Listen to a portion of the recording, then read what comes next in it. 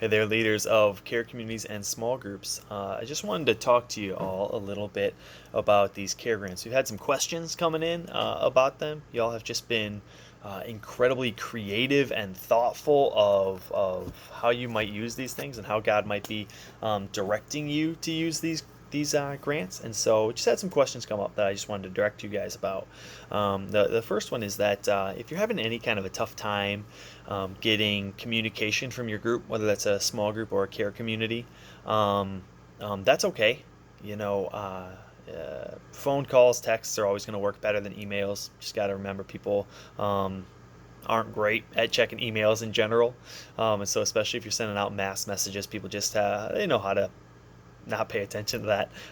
They're just trying to sift through what's important information. One thing that I will encourage you about a little bit is most people do want to support these groups. It's just that as they see these emails, they're just again trying to find the most important information, and so they're just skimming past these emails. But if you call or text them, you will find often that they're like, oh, I wish I could have joined this. So those texts, stuff like that, can go a long way.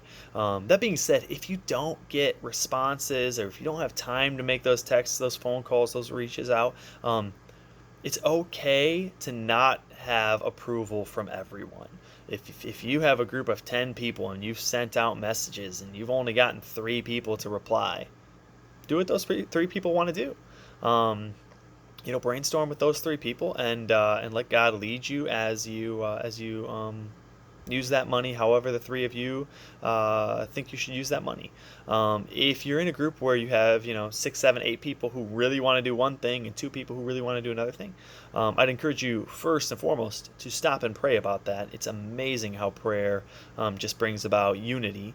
But if that's still kind of the case, you can either kind of split that money up and switch it up, or you as a leader could also say, hey, we're going to do what the kind of the majority wants to do, and don't feel any pressure about that too. Like I've told people before, if you have any type of those situations, which there are not many at all, it's more of I think a concern that people have. I don't even know that any groups have really faced that yet.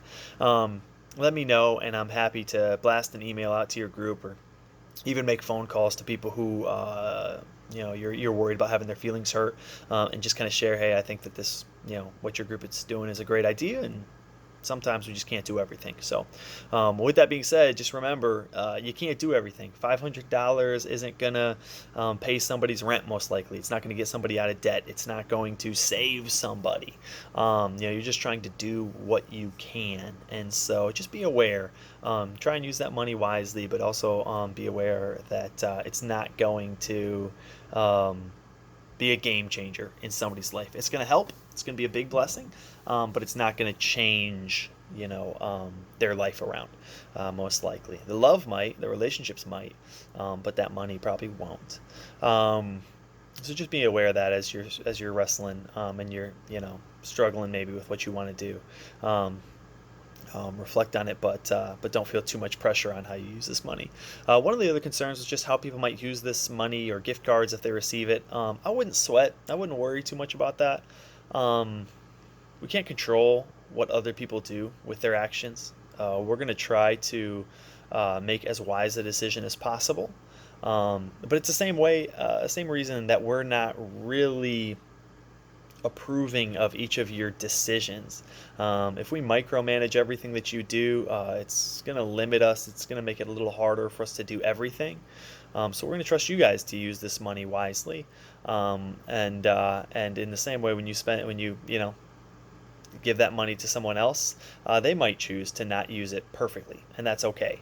Do your best. Like I said, gift cards are great. I wouldn't give cash or checks to people unless, again, you talk to me first, and we come up with a potentially good idea.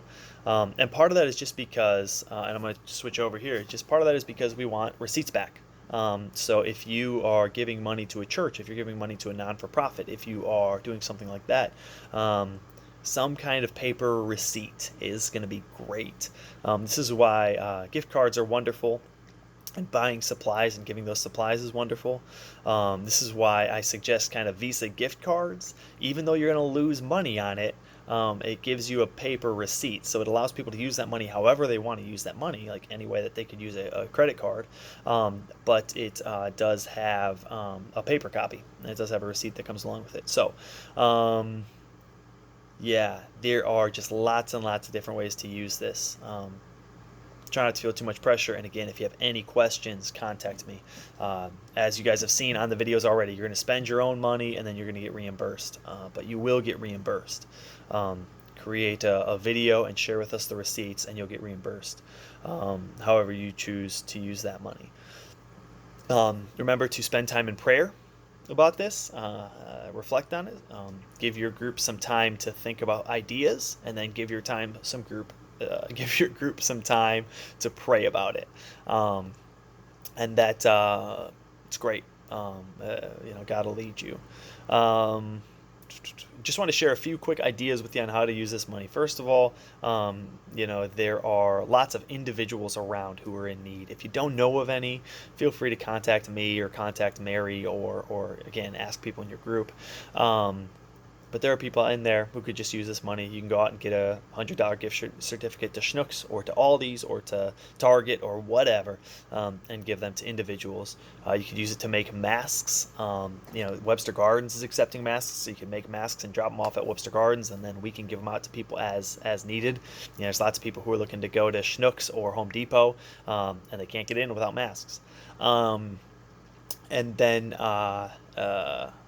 there's CFNA. There's around 40 families. I was talking to Dan Walther today. Around 40 families who could use, some support there.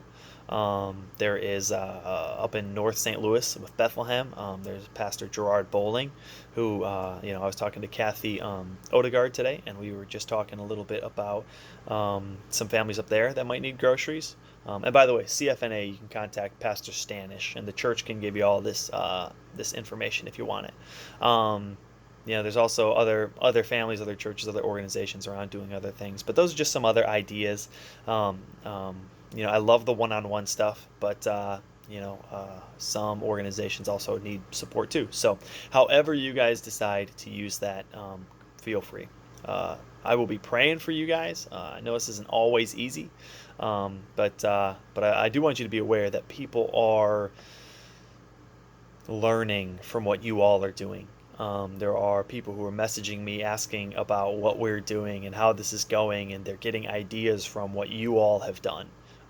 So it's phenomenal. Oh, one last logistics thing. If you guys raise extra money, like some of you have been, we want you guys to handle that money. So don't have a check go to the church that says it's designated for this group. Just because we don't have the resources right now to manage that and put it in its own individual account and track that and create an account number for that and then give that back out to that group. It'd be way too easy for that money to get lost on our side. So if that money does come into us, that money's just going to get designated into an overall human care fund. And so when you go and you say, hey, where is that money? We'll say, we don't know. And it's not because we don't want to. We want to. We just don't have the resources, like the staff resources for it right now. So anyway, thank you guys. Thank you for everything that you're doing. If you have any questions, text me, email me, call me, leave me a voicemail or a text if I don't answer the phone, and I'll try and call you back within 24 hours. Same goes for emails. I'll try and get back to you guys within 24 hours, okay? Thank you. Thank you. Hope you guys have a great day.